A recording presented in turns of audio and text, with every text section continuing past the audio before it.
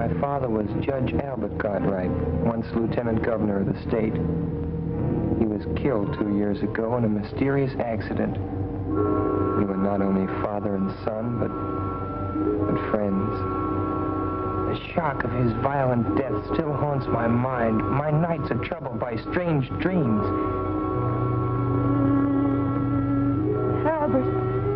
Albert, you've come back to me. I'm happy again. Mother, no. This man isn't father. I thought my happiness was gone forever, but you've come back to me. Mother, listen to me, Mother. Don't waste your breath, Paul. She can't hear you. I am your father now. You're not. You're not my father. Dorothy! Dorothy! What is it, Paul? Dorothy, speak to Mother. Tell her he isn't father. Tell her. Of course he is. Look at the lovely bracelet he gave me. Isn't it beautiful? It has a lion's head. Dear Father, thank you. Thank you so much.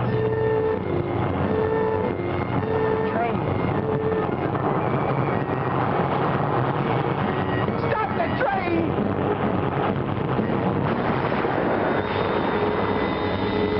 Just what I've been waiting for.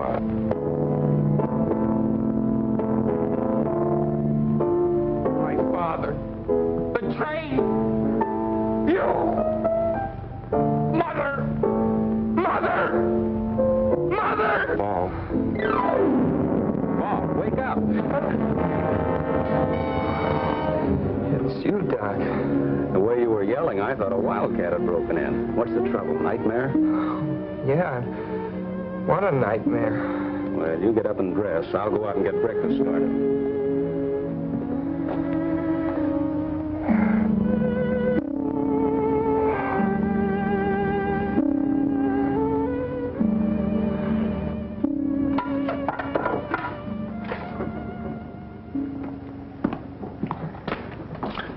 Paul, here's your breakfast.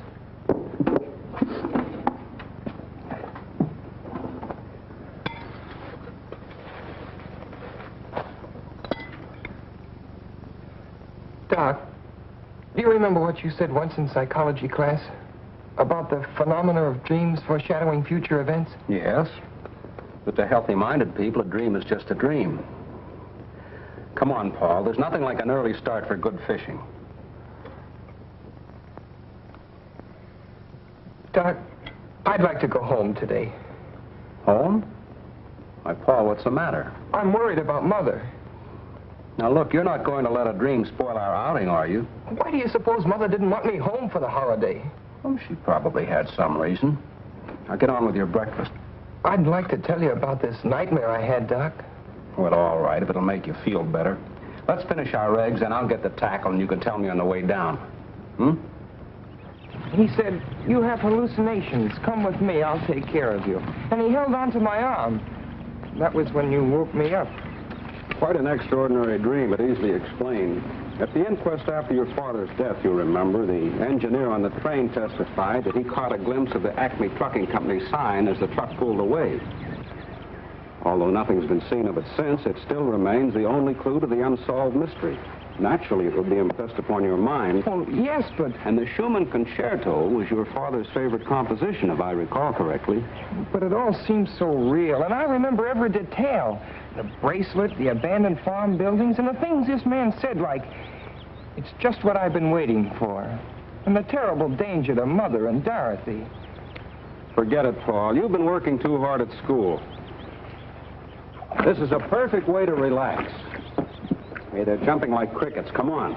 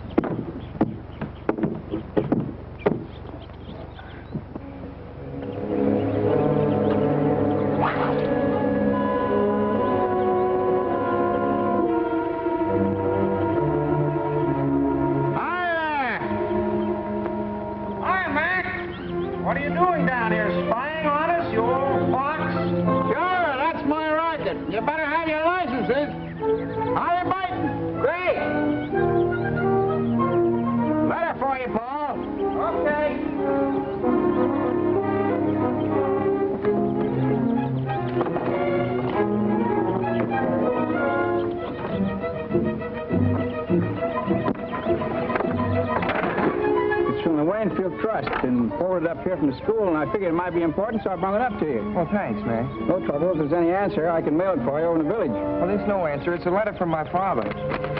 Huh? Say, you're not pulling my leg, are you, Paul? Oh, no, Mac. Dad left a series of letters with the office of his estate. I get one every few months. Well, I'll be doggone. Leave it to the judge to think of something like that. Uncanny smart that man was. Well, you want to read that sort of private.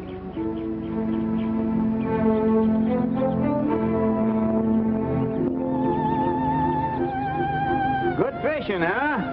Fine, Mac. How long are you figuring on staying up here? Oh, Doc. Yes, Paul. Would you mind coming over a minute, please? Now, so long, boys. Goodbye, Mac.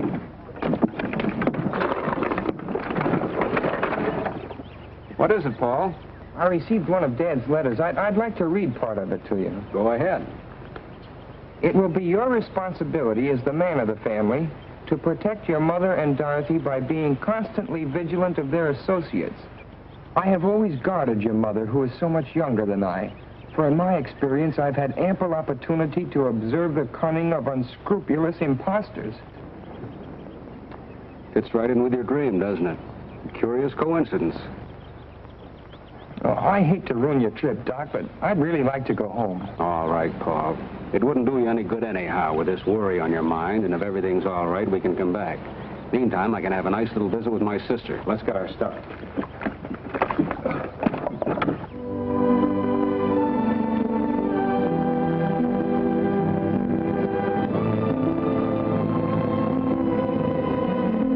Thanks a lot, Doc. You're welcome, Paul. You can reach me at my sister's. Okay. So long, Doc. Hello, Ben. Mr. Paul, well, this is a surprise. Oh, I got kind of homesick. How's everything, Ben? Well, everything's about the same so far. Where's my mother? Mrs. Virginia, she went over to the club to have lunch with Mr. Curtis. Curtis? Well, who's he? Well, he's been coming around here every day for the past month. You mean he's been coming around to see Mother? He sure ain't been coming to see me, no, sir. What's he like, Ben? Well, he's a fine-looking man, nice talking, too. But ain't exactly my place to venture an opinion, no, sir. You don't like him? Well, you see how it is. Being with the judge so many years, I got to know just what folks he like and don't like. And I kind of suspect this Mr. Curtis wouldn't be on the list. No, sir. I see. But don't you take no preconceived ideas from me, Mr. Paul. Tain't constitution. Like the judge used to say, to exert undue influence on the bench. No, sir. That's right, Ben. I better take your bag upstairs. Should I run you a bath, sir? Oh, never mind. I'll just take a shower. Yes, sir.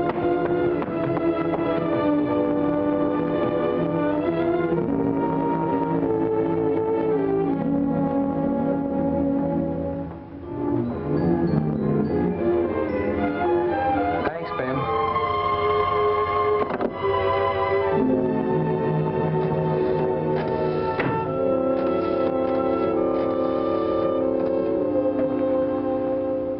Hello, George. Yeah? Well, for guy's sakes. Well, where are you? Well, why didn't you let me know? Come on over. I want to talk to you. It's confidential.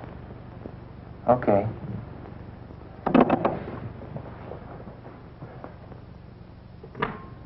Mr. Paul's home. Paul? What brought him home?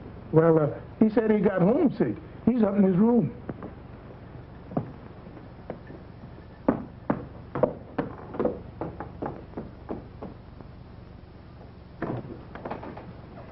Oh, darling. Hello, Princess. Didn't you like the fishing? Oh, it was all right, but I wanted to come home. Well, I had so many engagements, dear. Of course, if I'd realized Come that... clean, Mrs. Cartwright. Who's the Romeo? Benjamin told you.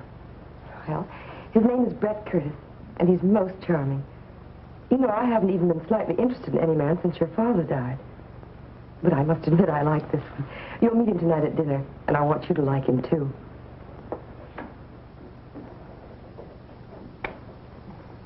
Are you sure he's all right? Of course he is. Everyone finds him fascinating. He's amusing and interesting. He's been everywhere, and he's most attractive. You know, in some ways he reminds me of your father, except he's younger. Oh, don't look so worried. Well, you're my responsibility now, you know.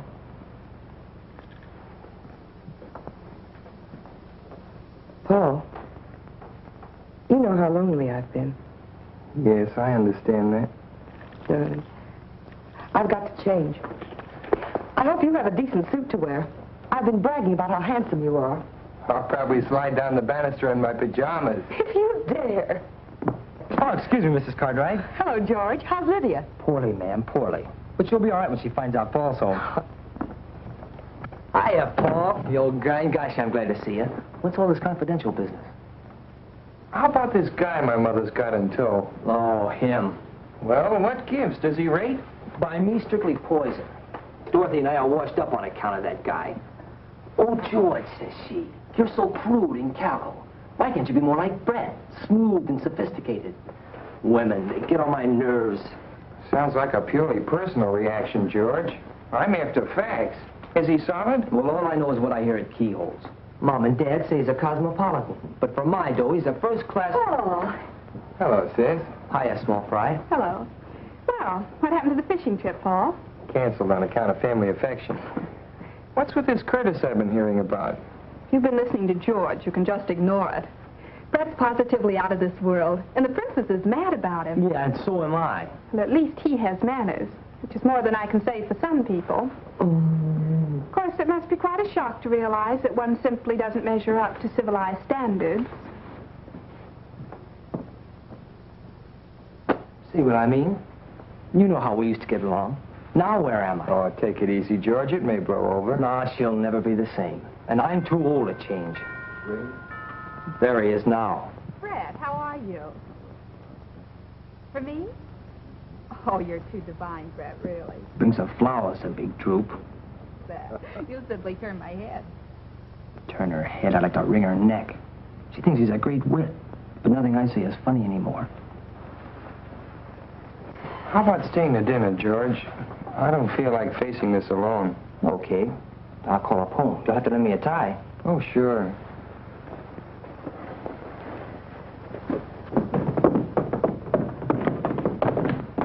Gosh, do I look all right? Maybe I should have gone home and changed. You'll do.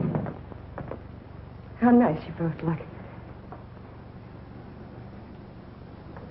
Paul, this is Brett. How do you do? I'm glad to know you, Paul. Of course you know George Hanover. Hello, George. I've been hearing quite a lot about you. Well, Mother and Dorothy have been giving you quite a build-up, too. Well, I hope you won't hold it against me.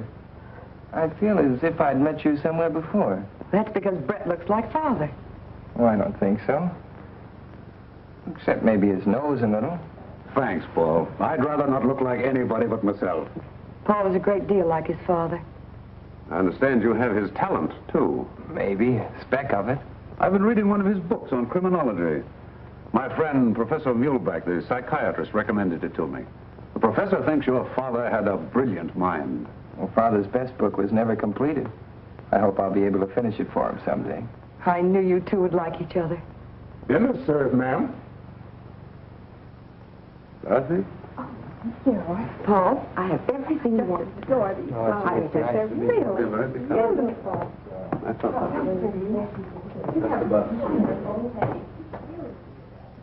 You don't mean to tell me you like him. I didn't say I liked him. I just said I could see why Mother likes him. Yeah, but does Dorothy have to drool over him like a goon? Oh, Dorothy's nothing but a child. Child, nothing. She's a first-class flirt. The way she hangs on that guy's words. Honest, Paul, it sickens me. Pure jealousy. Me? Jealous? Yeah. Gosh, that's right. Maybe I am. Paul, look. It was in the box with the corsage Brett gave me. Isn't it beautiful? It's a lion's head from India. Brett has such divine taste. Well, don't you like it? Nice girls aren't supposed to take jewelry from strange men. He's not a strange man.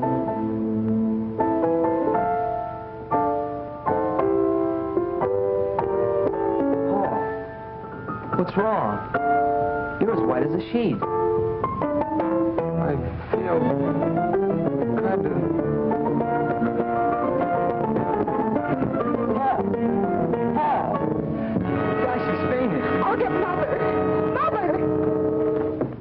Governor. What's the matter, Virginia? What happened? I don't know. Dorothy said he simply keeled over. When he came to, he babbled something about a dream and wanting to see you. He seemed all right at dinner time. Let me see him. Feel better? Say, you know, I had an uncle once. He used to get fits. They had to put a spoon in his mouth. Hello, Doc.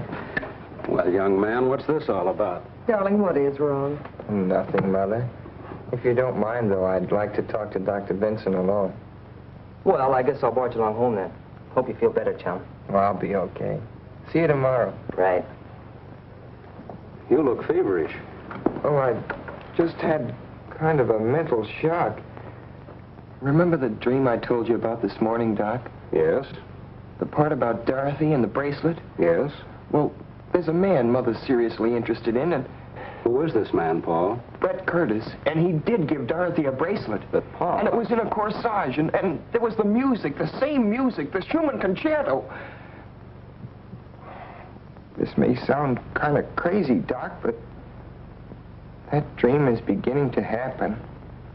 Now, wait a minute, Paul. Nothing has actually happened. The only similarity to the dream is the bracelet, and that could be a coincidence. You know, Dorothy's very fond of trinkets, and anybody who knew that might buy her a bracelet. As for the music, it's probably sitting on the piano. I wouldn't worry too much about it, son. Have you told your mother about this dream? No. Mother thinks I've got too much imagination. Besides, she's gone overboard for this Curtis, and you can't talk to people when they feel like that about someone. You were pretty young to know that. Oh, I felt the same way about a girl last year. Nobody could tell me anything until I found it out for myself. And you may be entirely wrong about this man. Now, the best thing to do is to find out all we can about him. Suppose you and I go down and see Bill Allen tomorrow. A banker doesn't usually take people at face value. We'll let him investigate. That's an idea. Oh, and Doc, when you go downstairs, I wish you'd drop in and meet Curtis. I'd like to find out what you think about him. All right, Paul. Now stop worrying.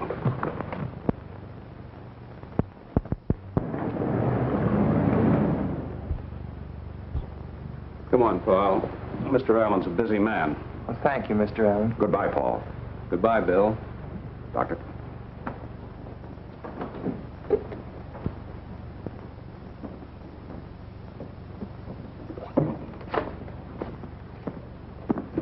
Good morning, Curtis. Oh, good morning, Doctor. Hello, Paul. How are you feeling? Oh, I'm fine, thanks. You certainly gave us a scare last evening. I hope you've laid down the lot with Doctor. What he needs is more fresh air and exercise. Well, you can't pass exams on fresh air. Not in my school. No, Paul takes his studies very seriously.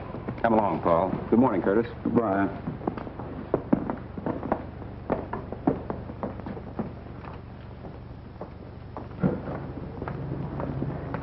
You don't suppose he followed us here? Oh, come now, Paul. The man banks there. Aren't you convinced that Allen knows what he's talking about? My intuition isn't. I'd take it easy on that intuition business, son. It can become an obsession, you know. Well, if you don't mind, Doc, I think I'll walk home. Well, that's a splendid idea. Do some deep breathing and try and rid your mind of Curtis.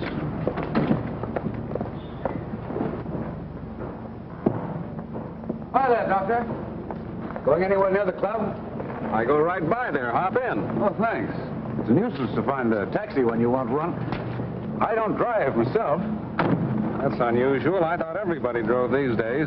Well, I was in rather a bad accident when I was a youngster, and it made such an impression on me that I never learned to drive.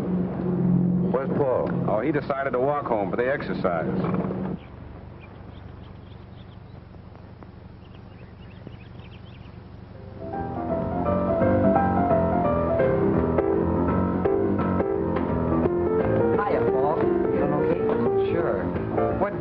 Well, the gang's here, and we're going down to the river to watch a boat race. I thought you'd like to come along.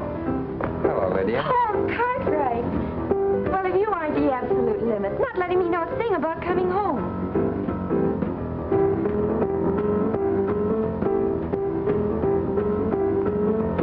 Ben, what are you doing with that picture? Miss Virginia wants it taken up to the study. Why? I couldn't say.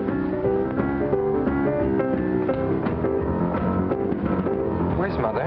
Downtown. She'll be back for lunch. Come on, let's go. We don't want to get down there after it's all over. Okay, come on. Come on, Lydia. Okay, gang, I guess we can all get in my car. We can all squeeze in. Yeah, that's all right. Come on, Paul. Yeah, I'll see you later. Paul, are you deliberately trying to avoid me? Because if you are, I'd just as soon you come right out and say so. No, I'm not, Lydia. I just don't feel like going, that's all.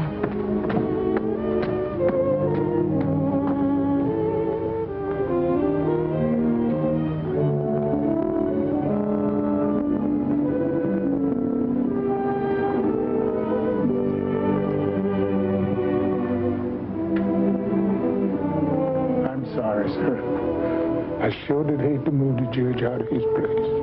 Well, maybe this is where he'd rather be, Ben. He spent most of his time up here anyway. Yes, sir. He looks so alive. Almost as if he could speak. I wished he could.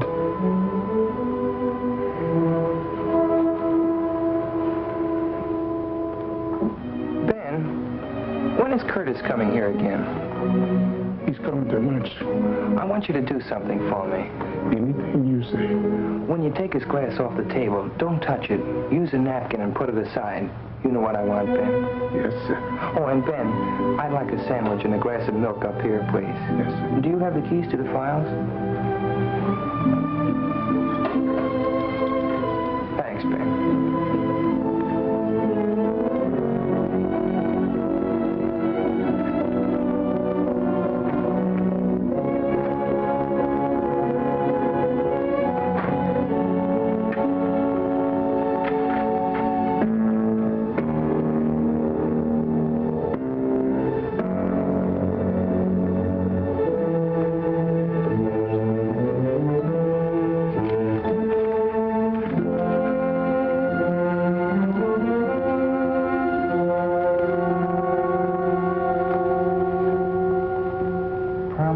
Unsolved crimes is the record of Claude Barrington, an amazingly clever and dangerous individual. He was suspected of innumerable crimes, including attacks on young girls, even murder. Yet the police have never been able to find sufficient evidence to warrant his arrest. His quick disappearances, the failure of witnesses to identify him, the lack of fingerprints or photographs indicated a marked talent for crime. Suspicion first fell upon Barrington when in 1932 he married a wealthy young widow, Cecilia Gordon, who was drowned within 6 months of their marriage, leaving him a substantial legacy. However, no evidence could be found to prove that Barrington was in the vicinity at the time of her death. Paul, darling, what are you doing up here? Reading up on something in Dad's files. It's such a lovely day. You should be outdoors.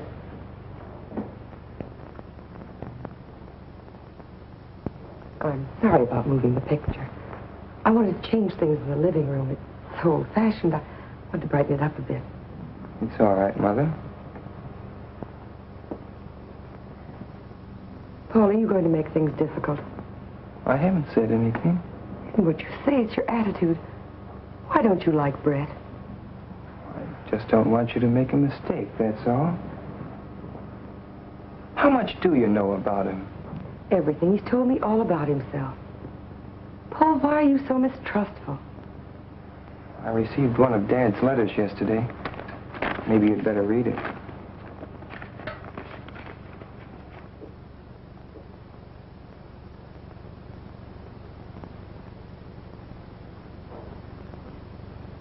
Poor Albert. He saw so much of crime and wickedness, he was bound to become overcautious. Now I understand why you're so anxious, dear. What is it you want to know? Has Curtis ever been married before? No, he's a bachelor. He was going to be married a few years ago, but the girl drowned shortly before the wedding. Brett was terribly broken up about it, of course. She was drowned? It's quite a tragedy. She was so young. Well, Paul, anything else? Where does he get his income? Oh, he owns mines and things. I had Mr. Allen check into all that. You see, I'm not as irresponsible as you think I am. You're not going to marry him for a while yet, are you? I don't know, Paul. I think you should wait. Paul, I don't want to make you unhappy, but that's one thing I must decide for myself. You mean you're going to marry him right away? I may. But you can't. You've got to give me time to... Give you time? For what? Well, to get better acquainted with him. Darling, you'll be going off to school soon. Your life will be occupied with other things for years. Paul, try to understand. Try to be fair. Please. For my sake. All right. That's better. You'll be down for lunch? No, Benjamin's bringing my lunch up here. I'll be down later. Maybe you could play some tennis with Brett. He plays an excellent game. You just give him a chance to be himself. You two would probably be the best of friends in no time. I've got to go now. Don't work too hard, darling.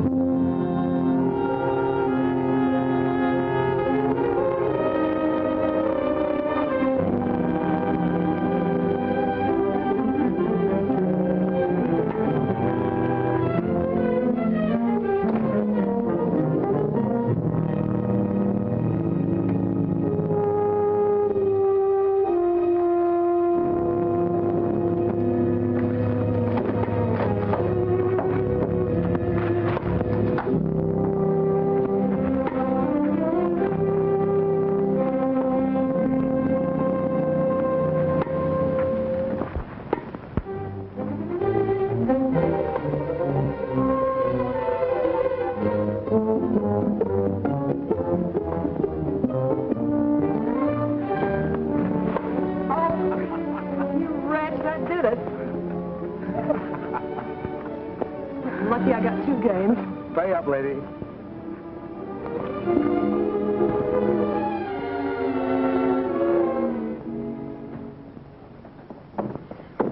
Hello, Paul. How are you feeling? Okay, how was the boat race? Keen. The Blue Moon won. You should have come with us, Paul. Lydia's furious. Oh, she'll get over it. I've got too much on my mind. Any lunch left for me, Ben? There's sandwiches and milk in the breakfast room, Miss Dory. Oh, thanks, Ben.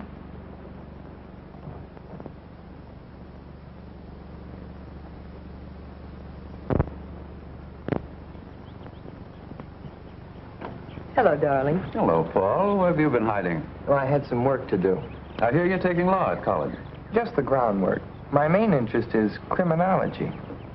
Mr. Curtis, do you believe there's such a thing as a perfect crime? It's possible. I've been reading about some perfect crimes in my father's files. He believed there were more undetected criminals at large than have ever been caught. Well, I shouldn't be surprised. The police have their limitations. What a morbid conversation. Brett, it's too bad you've changed. You could have played some more tennis with Paul. I wouldn't have time, darling. I promised to go up to Middleborough and look at some property for a friend of mine. Oh, Brett, why couldn't we drive you up? The ride would do Paul good. Oh, that's nice of you, Virginia, but it'll take hours to look at tracks, and I'll be talking business. I'll phone you when I get back. I'll walk down to the gate with you. Do, Paul. Goodbye, Brett. See you later, darling. Understand you've traveled a lot. Well, yes, I've always been curious about what was beyond the next horizon. Ever been to Nevada? Yes. Magnificent country it is, too. Makes a man wish he could paint. You'd like it. What's Reno like? Oh, that's indescribable. It's a hodgepodge of Wild West and Wild East. Cowboys, divorcees, mink and mustangs, Jude ranches, and the real thing all shuffled together. I'd like to see some of those old ghost towns. And a real silver mine. Well, I have an interest in several mines. Perhaps we'll take a trip someday. Do you know Colorado? Quite well. Waynefield must seem pretty tame after those places. I've seen pretty much everything worth seeing. I'll be glad to settle down right here. Well, Goodbye, Paul. See you tomorrow. I hope we're going to hit it off together. So long.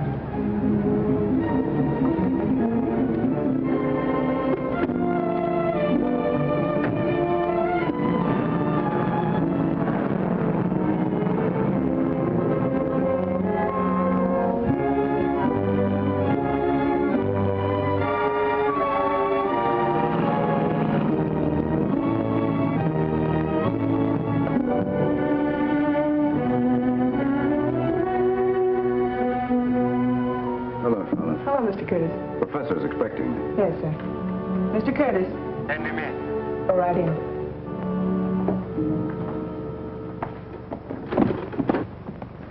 Good afternoon, Professor. Hello, Curtis. Well, how does it go? There's a new development. The boy? Yes, he came home unexpectedly. Hospital? Definitely. A neurotic type. Interested in criminology.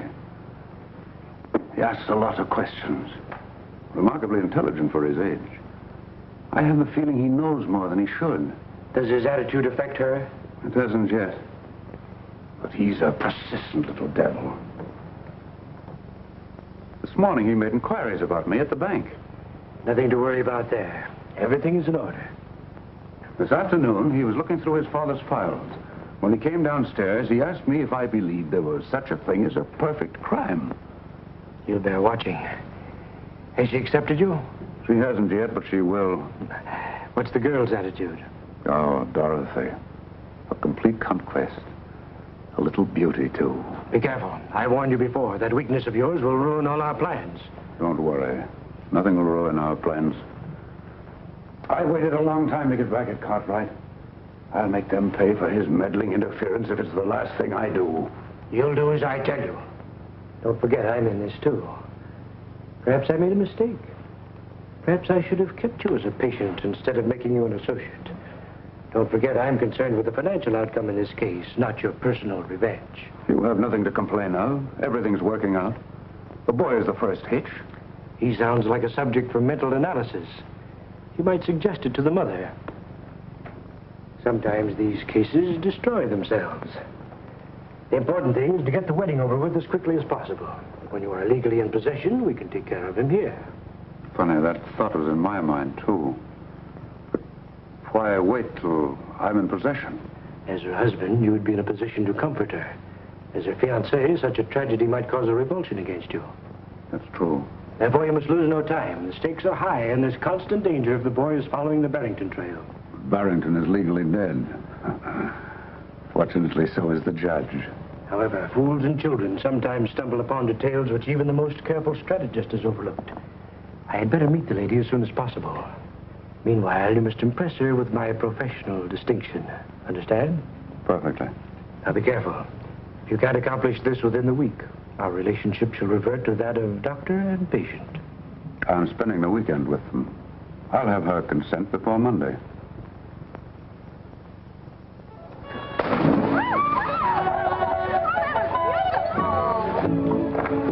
I give up. Brett, you bewitched the dice. I seem to be lucky in everything but love. You don't really mean that. Virginia, why do you keep putting me off? You promised me you'd give me time to think it over. You know how much I care for you. It's been lonely.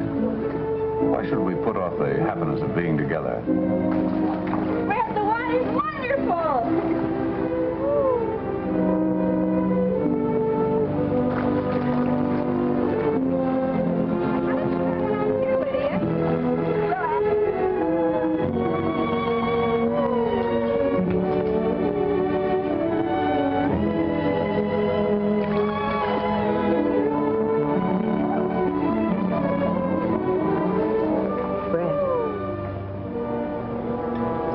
Yes.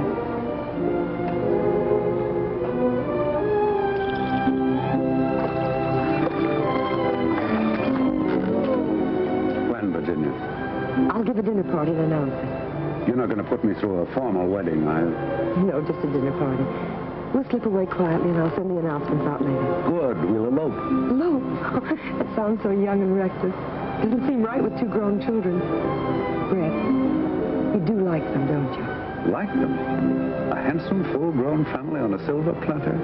And you? What more could a man ask? Darling, do you realize that you haven't kissed me since we've been engaged? Princess! Brad! Not much privacy around here, is there? Well, that's family life. Why don't you come in for a swim, Brett? The water's wonderful. How about a swim, Virginia? Oh, no, darling, you go. I want to write the dinner invitation.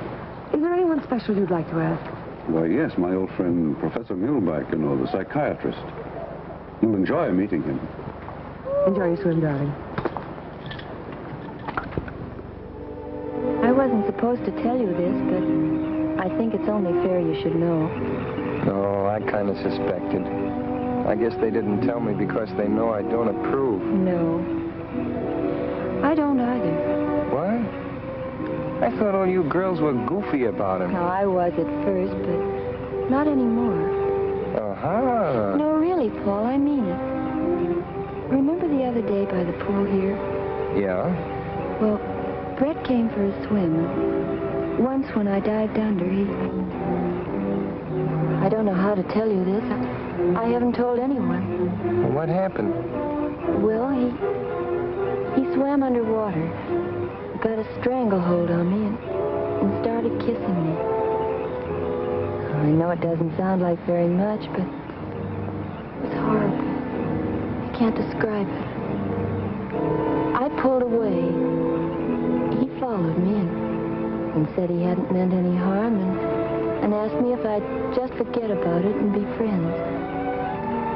I felt sort of queer about him ever since. You won't mention this to him, will you? No. And don't you say anything about it.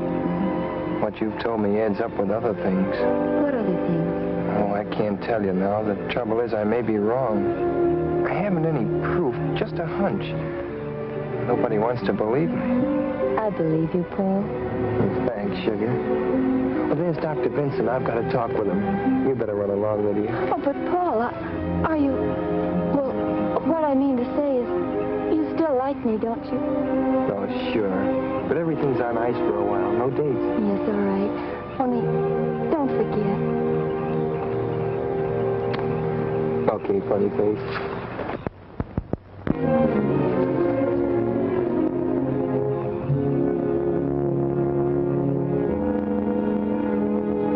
Hello, Paul. They're announcing their engagement. I suspected as much. What have you found out? Nothing unfavorable to Curtis. Mr. Allen gave me these answers to some inquiries he made. After reading them, you'll probably agree it looks like a clean bill of health. Well, that may be so, but Lydia just told me something. Would you mind coming up to my room a minute, Doc? Not at all, Paul.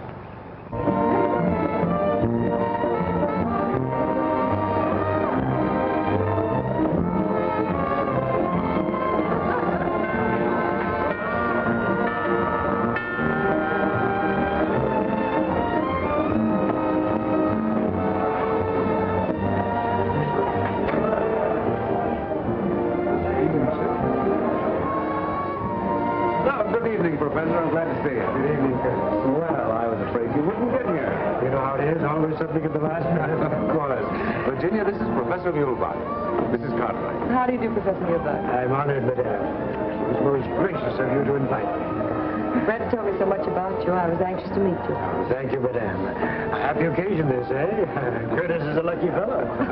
Come in. Come in, Professor. Thank you. Now I'll show you something in the Barrington record that ties in with what Lydia told me. That's funny. This drawer was locked. It's been opened. Maybe you just thought you locked it. No, I'm sure I locked it yesterday. I haven't opened it since. Curtis was here, too. May I come in, or is this a private huddle? Hello, Doctor. Hello, Dorothy. The princess wants you in the drawing room. There's a big psycho something or other that she wants you to meet. Friend of Brett's. You too, Paul. Oh, I don't want to go down. But, Paul, you must. You can't spoil Mother's party. That's right, Paul. Come along. We can talk later. Okay, break.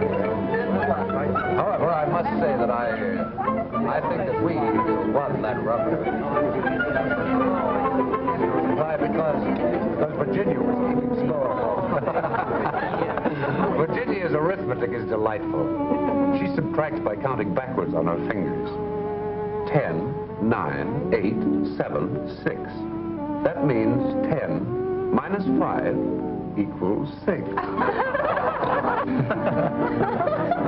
Well, that's right, isn't it? Of course it's right.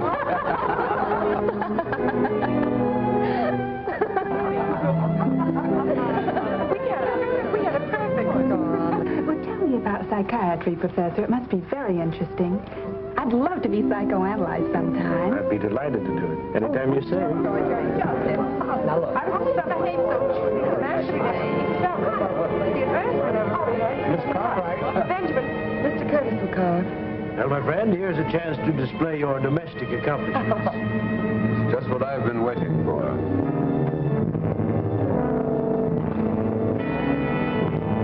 It's just what I've been waiting for.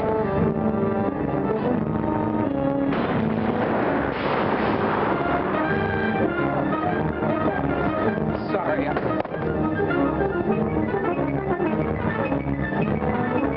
don't feel well. You stay here, Virginia. I'll take care of him. Paul hasn't been himself lately. An extremely sensitive boy, madame.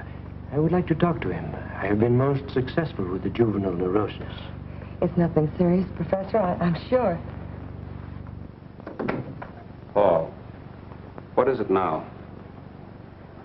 Words in my dream. Curtis said, it's just what I've been waiting for. When he said that, I could hear the train coming and then the crash. Gosh, Doc, it's spooky. It's got me. You've got to pull yourself together, Paul. Now, let's look at this thing realistically. I understand Bill Allen's going to announce the engagement. He's known your mother all her life. Do you think he'd sanction a match if he weren't sure of Curtis? I can't figure it out. Maybe I'm going wacky, Doc, but I could swear he's Barrington. Barrington's dead, Paul. I don't believe he is. But it's too fantastic.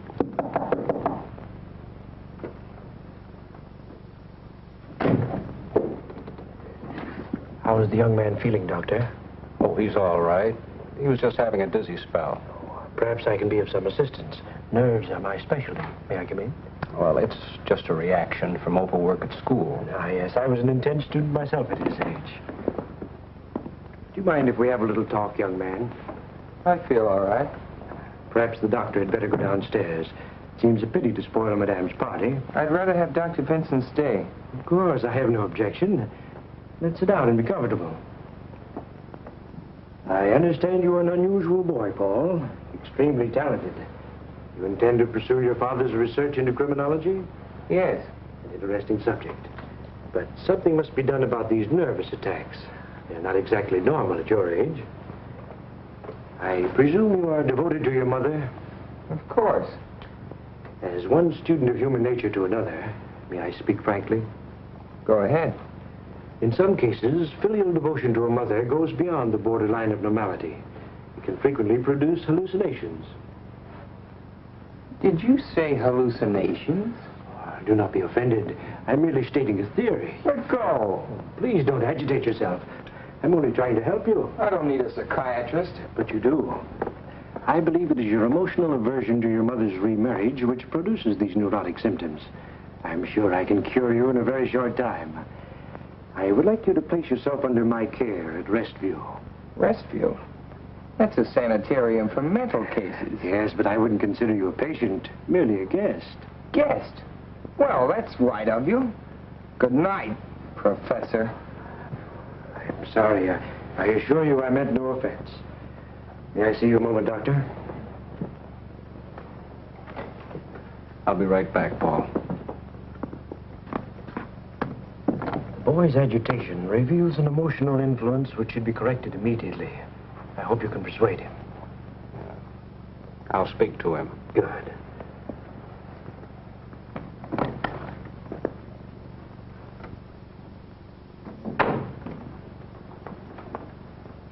Well, The same words as your dream, weren't they? It's extraordinary.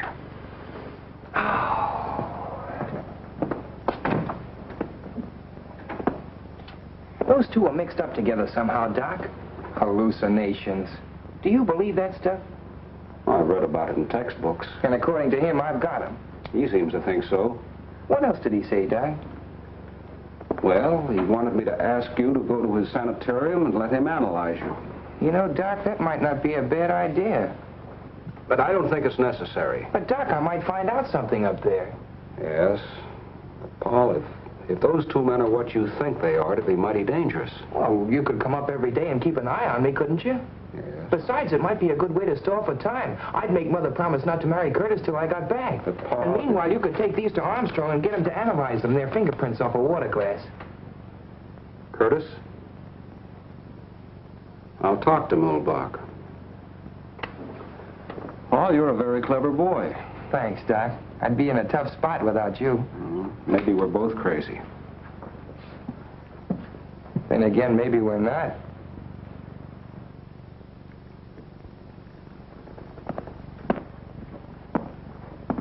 It's a lovely room, isn't it, Paul?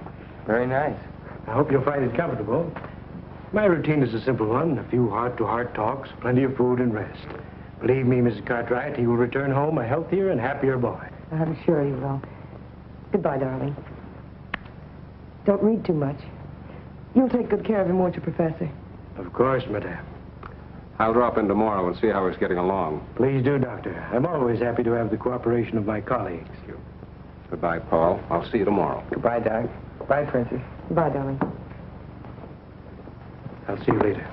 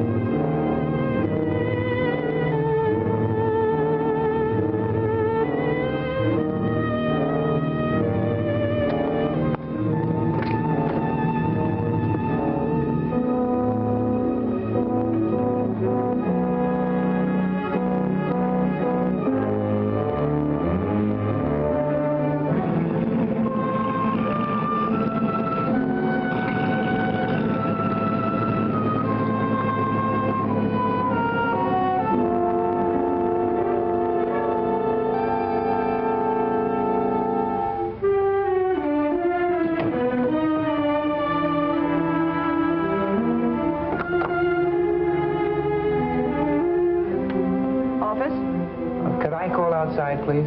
I'll get the number for you. Well, I forgot my tennis shoes. Do you happen to know where I could get a pair? I'm sure Professor Mulbach can lend you some. Thanks.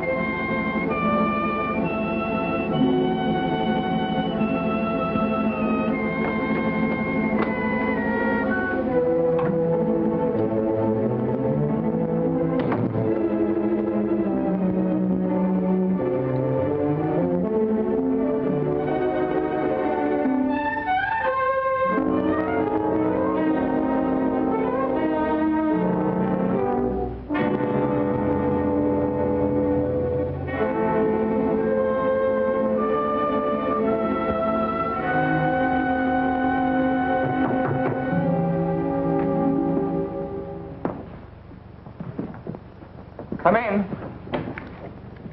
Well, Paul, can I help you get settled? Oh, no, thanks, Professor. There's not much to do. That's a funny place to hang your coat. Oh, I got tired of looking at myself. Same old face. Touch of inferiority, eh? We'll overcome that. I encourage tidiness as much as possible. Orderly room, orderly mind. I hope you have a good appetite for lunch. Pretty fair. Anything special you prefer? Well, I'm not fussy, Professor. That's a nice garden you have. Gardening is my hobby. I'm very proud of my flowers. How about the rest of the place? Do you have many patients? Quite a few, but don't let your mind dwell on that. We are facing in the direction of normality. I hope you will have complete confidence in me. I will ask you many personal questions. You must be truthful and accurate in your replies. That's important. Remember, we're friends. Just call the office if you want anything. Is it all right if I use the phone to call outside? Certainly. Feel free to call anyone you wish. Thank you. I'll see you at lunch.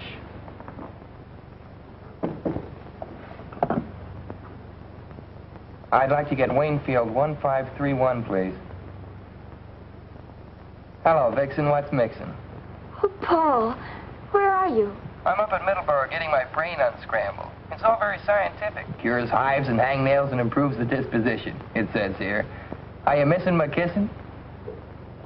Was that some kind of code? No, just juvenile vernacular. What pleases the significance? Young romance in the modern manner. Romance. I see.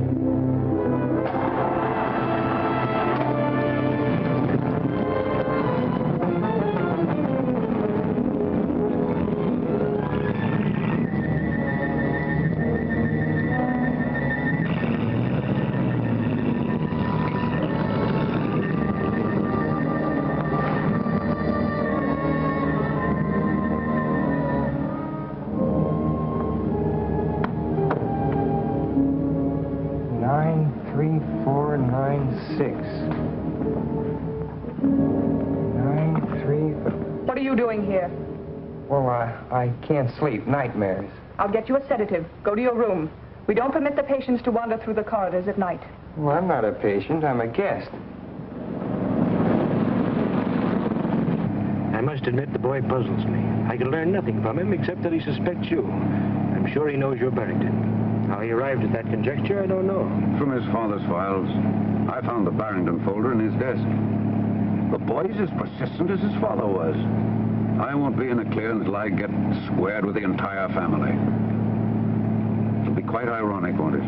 The elusive Barrington married to the widow of the Honorable Judge Albert Cartwright. He won't be if Paul can help it. Right now, his main idea is to delay the marriage. He's managed that already. She promised him not to marry me until he returns. There must be some way to overcome that. Find some pretext to leave town, then persuade her to join you. You should have sufficient influence to overcome her promise to the boy. I will detain him here as long as possible. As soon as I have word from you that the ceremony has been performed, this troublesome opposition can be eliminated. How do you propose to do it? I will attend to it. Come in. Mr. Curtis, ma'am. Oh, Brett.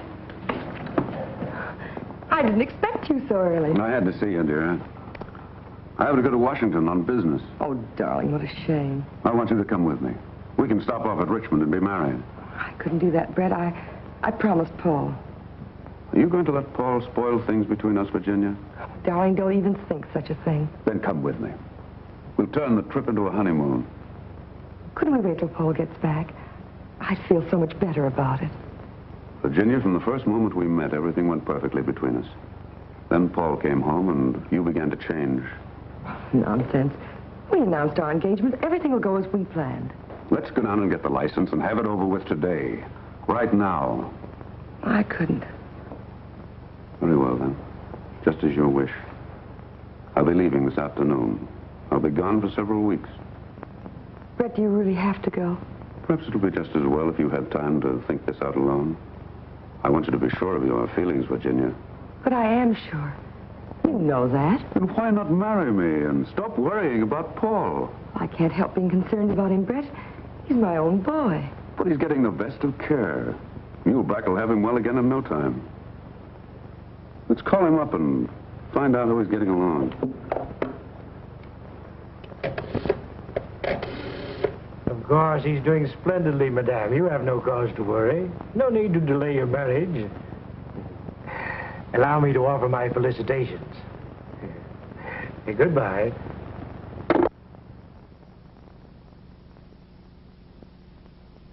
How long will it take you to check some fingerprints? Whose are they? Curtis, Paul got them. He asked me to turn them over to you. He's a chip off the old block, all right. The judge hung on like a bulldog whenever he got his teeth into anything. That's right. I'll have these checked just to prove there's nothing to it. Let me see. Where does Curtis hail from? Oh, he's lived in Oregon, Nevada, Colorado, California. California's good. They get thumbprints on driver's licenses. Curtis says he doesn't drive. Well, we won't take his word for that. Check those with Washington, Tom, and try the California License Bureau. Okay, Chief. So long, Doc. I'll let you know, Doctor, if anything develops. Goodbye, Mr. Armstrong. Thank you.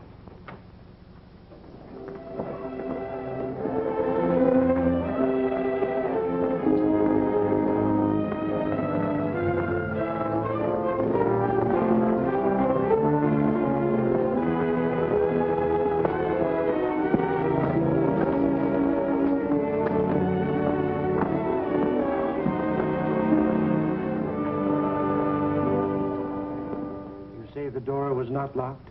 Why should it be? Sometimes we lock doors as a precaution against somnambulism. Miss Farber notes here that you complained of having a nightmare. Can you tell me about it? Only that something dangerous was going to happen. Do you have such dreams often? Yes. Can you remember anything definite about them? Train, my father's death. I dream of that often. I understand, of course. Shocking accident. It preys on your mind. It wasn't an accident, Professor. It was murder. That was never proven. You have some theories on the subject? Yes. Indeed. I should be interested in hearing them. Well, I'd rather not talk about them now, Professor. It gives me a headache. Very well, Paul. Now, what would you like to do by way of diversion? Oh, I see you have some binoculars. They must be good ones. They are excellent. Would you like to examine them? Could I? Of course. Go right ahead.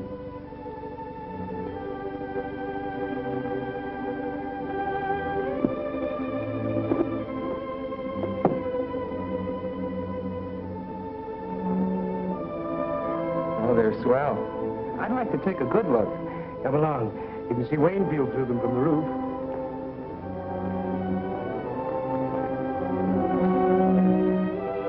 There's the county seat down there. From here, you can see Waynfield.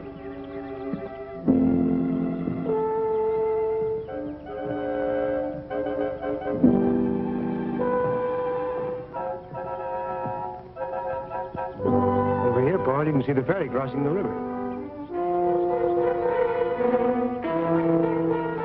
What's that building down there?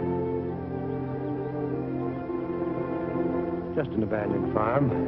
Over this way, Paul. See the ferry? You can almost distinguish the people's faces on the deck.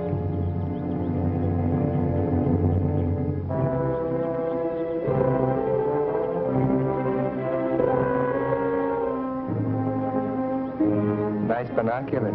Yes, they are. Well, there's Dr. Vincent. We better go down.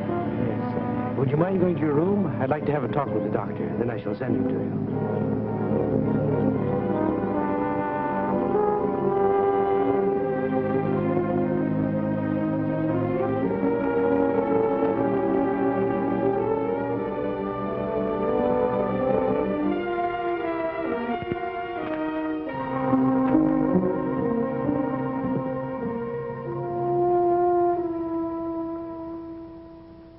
I'm very glad you came, Doctor.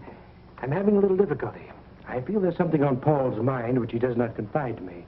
If there's something you know, you may speak freely. All I know is he has nightmares about his father.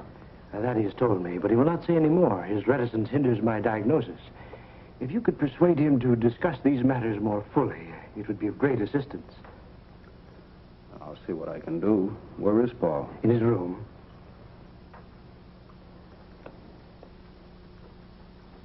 Show Dr. Vincent to Cartwright's room, please. Thank you.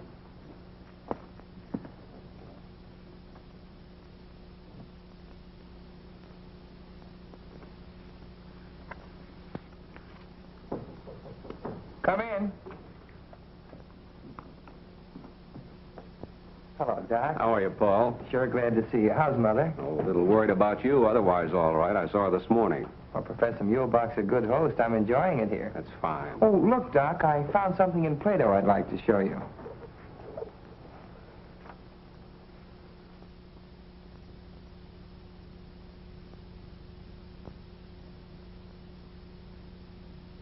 Oh, yes, yeah. Great chap, Plato. Modern today as he was in his own time. Paul, how'd you like to take a little ride with me? Well, that depends on Professor Muehlbach. We'll have to ask him. Well, let's do that.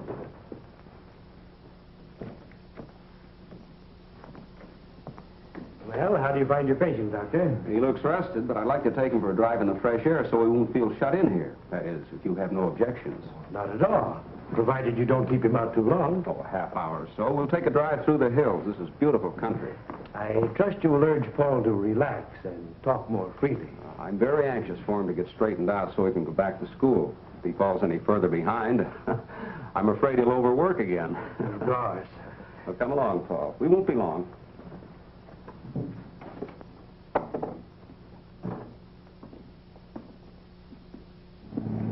That was luck. I didn't think he'd let me go. He couldn't very well refuse. I saw Armstrong. He's having the prints checked. And Paul, while I was at the city hall, I saw your mother and Curtis go into the marriage license bureau. But, Doc, she promised me. I know how you feel. It hasn't been easy for me to accept this situation either. Maybe you won't have to.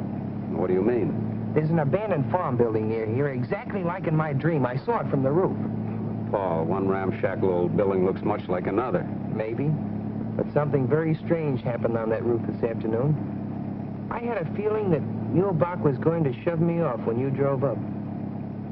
Are you sure you're not just imagining these things, Paul? Sure, I'm sure. And I'll tell you something else, too. Curtis drove himself up here last night. Curtis driving? That's strange. He told me he couldn't drive. I know. That's why I got the license number. I thought maybe you could find out who owns the car.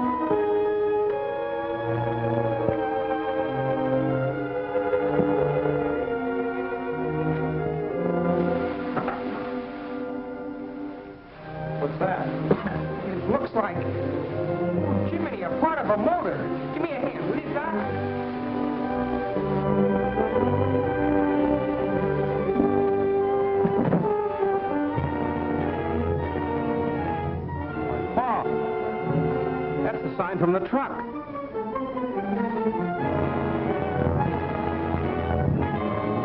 Son, you certainly called a turn on this one.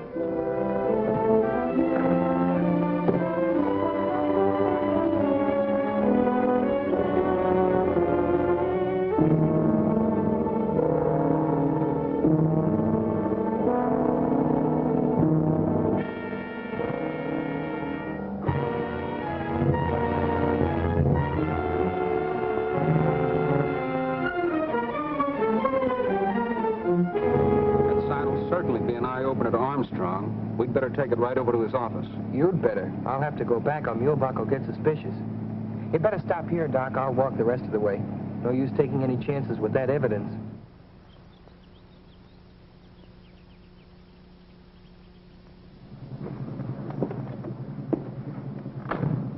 I don't like to see you go back in there feeling the way you do about that place. Oh, I'll be all right. I've got to go in and stall for time. If things get too hot, I'll phone Lydia and say I'm lonesome. That'll mean get here quick. All right, Paul, but take it easy. I'd better go home and clean up a bit, then I'll go right over to Armstrong. So long, Doc. Darling, don't be angry. Surely one day doesn't make that much difference. I've promised Dr. Stone he could marry us.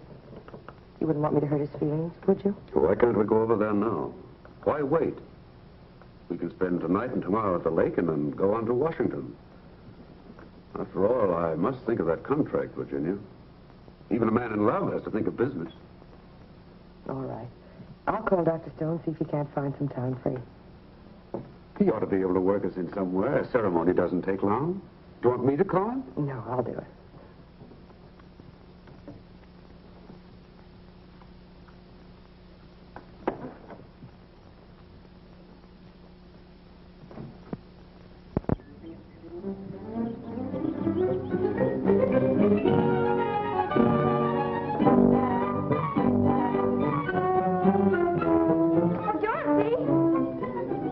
Hello, Lydia. Hello,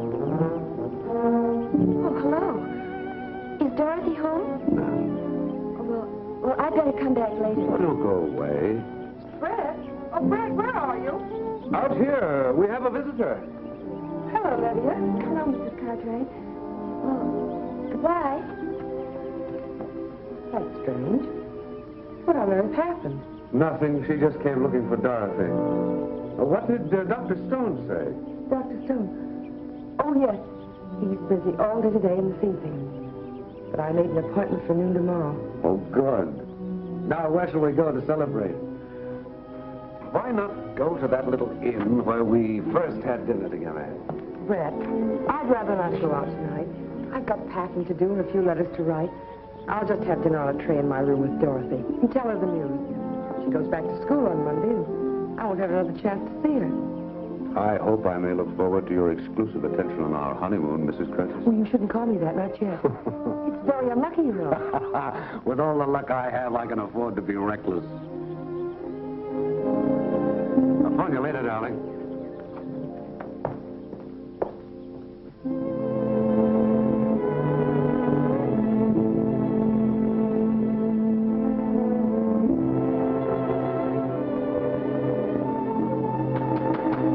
Come in. Hello, darling. Is anything wrong? No, dear. You've been crying. Just my nerves, that's all. Benjamin's going to bring supper up here. I thought it'd be nice and cozy, just the two of us. Come on, sit down, darling. Something is wrong. You're packing. Dorothy, Brett and I are going to be married tomorrow. Married tomorrow? Oh. For a minute, I thought you'd quarreled with him. Brett has to go to Washington on business. We decided to make it a honeymoon. It means breaking my word to Paul. That's what has me upset, I guess. I'm worried about him. Mother, don't be foolish. After all, it's your life. Paul won't mind as long as you're happy. Where's he going to be? What are you going to wear? I'm going to be there, of course. Of course you are, dear. You're going to be my bridesmaid. Oh, darling, that's marvelous. What do I wear? Oh, just something simple. Your blue dress. We're going to be married at the minister's house, and then we'll leave you at the Allens. Brett and I'll go up to the cottage for a day or two before we go to Washington. What did he say? Did he kneel down? Of course not, silly. But he was very determined about not leaving me here. Brett is so masterful. You'll write to me, won't you? Of course. Every day. That's the story, Mr. Armstrong. And strange as it sounds, you must admit it's not just a figment of Paul's imagination. Well, I've run across some strange disclosures in my career, but the stream detection beats anything I've ever heard. Want me? Yes, take a look at that. Hey, where did this come from? Paul Cartwright dug it up on an abandoned farm at Middleborough, near the Mulebach place. Well, I'll be doggone. All we need now is the truck that goes with it. Better start a search up there. Send the car out. Any news on the fingerprints? No, not yet. Put in the call and speed it up. Miss Farber, didn't you get that number yet? It must answer. Lydia's waiting to hear from me. Hello? Hello?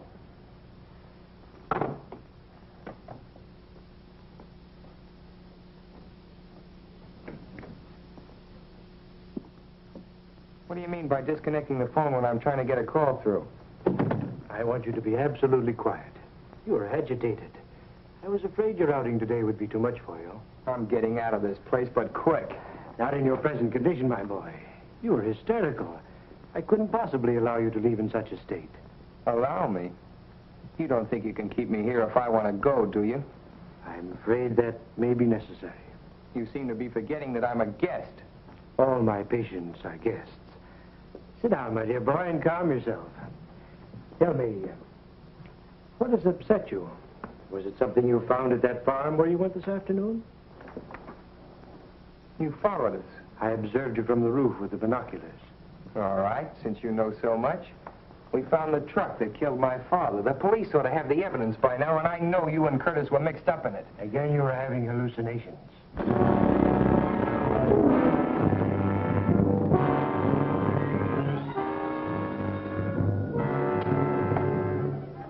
Hello. Oh, hello, Professor. Where have you been? I've been trying to reach you for the past hour. I went to the station for tickets. We're being married tomorrow noon. That's impossible now. I'll explain when I see you.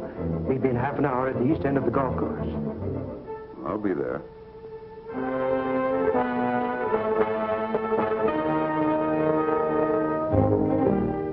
I don't like to exaggerate Paul's danger, Mr. Armstrong, but that place up there gives me the creeps. I'm uneasy about the boy. Why does everything take so long? The machinery of the law, Doctor. It's much better than it used to be. Armstrong? Farber? The car driven by Curtis is registered under the name of Charlotte Farber. Does that name mean anything to you, Doctor? Why, yes. She's Mulebach's secretary. Yeah? Put a blanket out for it. Get going. Chief, the California Motor Vehicles has a thumbprint on Brett Curtis. It matches the print taken from the body in the mine identified as Barrington. That means Curtis was killed in the mine, not Barrington. Paul was right. And Barrington is just cunning enough to pull something like that, too. Then it isn't unlikely that Curtis... Could be Barrington. Well, Chief, we got what's left of the truck, buried under a ton of hay. Any fingerprints? Yep, in the tool compartment. Compare those.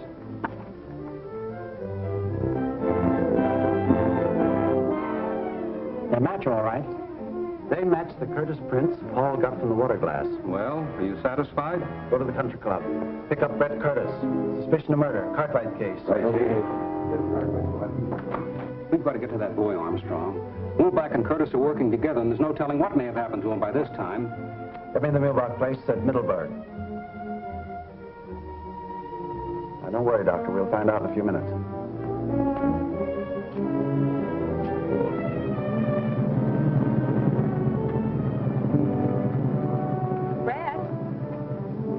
Hello, Dorothy. What are you doing here? Princess told me about tomorrow. Oh, Brett, I'm so thrilled. Mother's going to let me be a bridesmaid. Isn't that wonderful? I thought we might drive down to the florist and get dozens of roses and take them to the cottage. I want to do something special, and I'm sure the princess would love it. That's a charming idea, Dorothy. I should have thought of that myself. Well, then, let's go. Now, just a moment. I was going to meet somebody here. But I'll leave a note for him. But don't be long. Sir, that's strange. Come on, Doctor. My car's downstairs.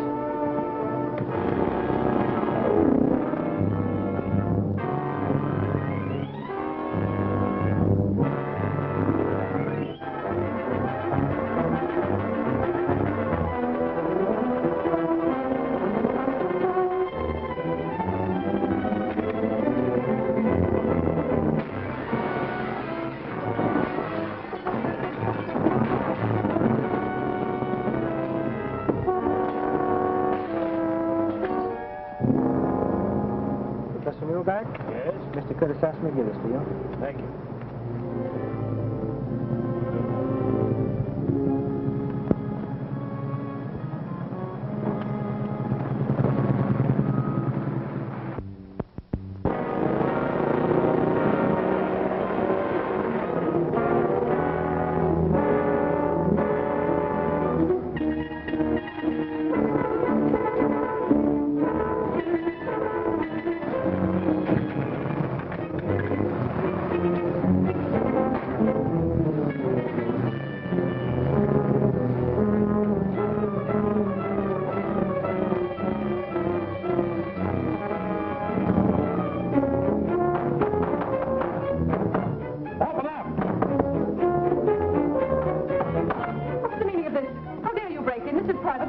Sure, we know. We're just nuts looking for a padded cell. Where's the Cartwright boys? I know nothing. I'm just an employee here. Well, we'll just have to go around breaking down doors. You have no right to search this place. You have no warrant. The district attorney wants Paul Cartwright, and he wants him alive. Of course he's alive. He's in his room. Which room? The first one down the hall, but it's locked. Have you a key? No, Professor Muehlbach has the key. He's out for the evening. Slade, take this woman in custody. Hold her as a material witness. Come on, Langdon.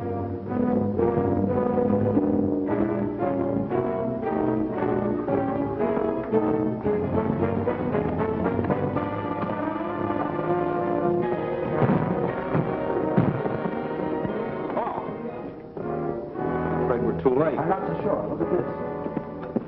Good boy. He got away. I hope. There's no connection here. Call from the switchboard.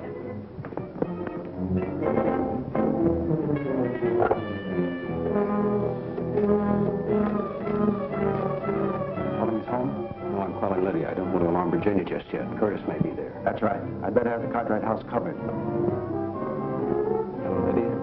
Yes, this is Dr. Benson. I'm up at Muehlbach's. We've been trying to get you in Mr. Armstrong's office. Paul's here. Hello, Doc. Oh, sure, I got out. What? I knew it. Boy, this is really it. What is it? Hello, Lydia. Paul come home for the wedding? What do you mean wedding? Well, don't you know? Mrs. Cartwright's marrying that Duke Curtis the first thing tomorrow. How do you know? Well, I saw Dorothy and Curtis come out of the florist with a big box, and they drove off in her car. Mike Peppers told me they were going up to decorate the cottage on account of Mrs. Cartwright. Curtis and Dorothy have gone up to the cottage alone? Yes. Listen, Paul. Just a minute, Doc. Curtis and Dorothy have gone up to the cottage together alone. What? Doc, my sister and Curtis went up to Lakewood. She's alone with them. Muehlbach knows the police are happen. Anything can happen. We're getting out there. So long. Come on, where's the car? Outside. Lydia, you better stay here. Not me. I'm coming with you. Well, why doesn't somebody tell me something?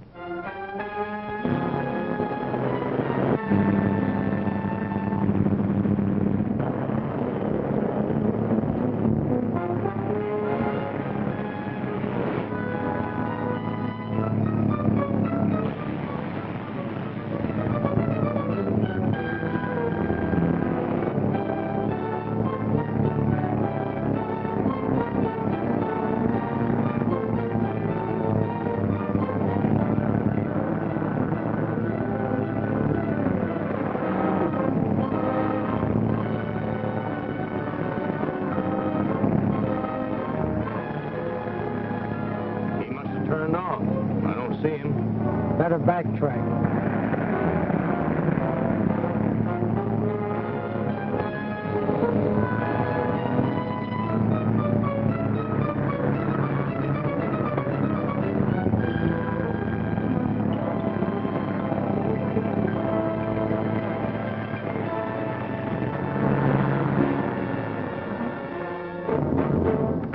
Put up your hands and get out. What's the meaning of this? You're under arrest. This is an outrage. You must be mistaking me for someone else. Come along. Yeah. Good, the princess will arrange them all over again. She can make flowers look as if they just grew out of a vase. Well, we better be starting back, Brett. What about a ride in the lunch? It's perfect out on the lake.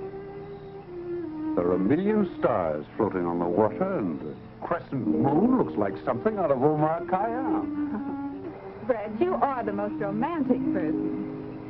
Most men around here never even heard of Omar Khayyam. If they did, they think he's a Turkish wrestler or something. Mother's really lucky. I'm glad you think so. Why are you looking at me like that? course, you're very lovely in the moonlight. Oh, everybody is, but I adore compliments. The best I ever got from George was, oh, come on, you look all right. You know, Brett, I've grown out of that crowd. I don't know what I ever saw in them. I'm really quite poetic at heart. Only it's positively lethal to let anybody know about it in our crowd. They simply jeer. I heard a car, didn't you? Probably out on the main highway. But how my arm's so tight. Oh, I'm sorry. Steps are so uneven, I was afraid you might fall. Really, Brett, I think we better not. I must be getting back. Mother will be worried. Where's your spirit of adventure? I thought you were romantic. All right. But we won't stay long.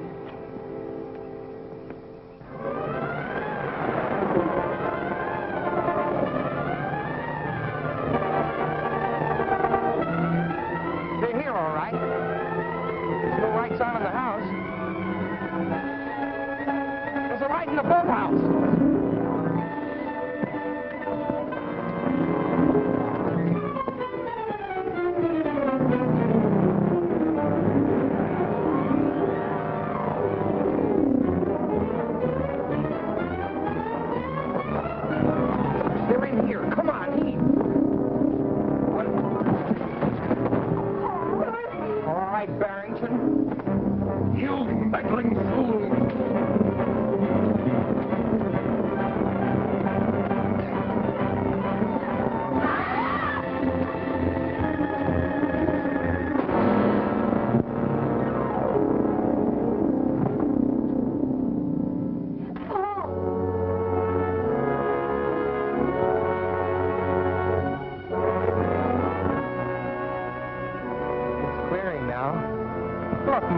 We can see ahead. No,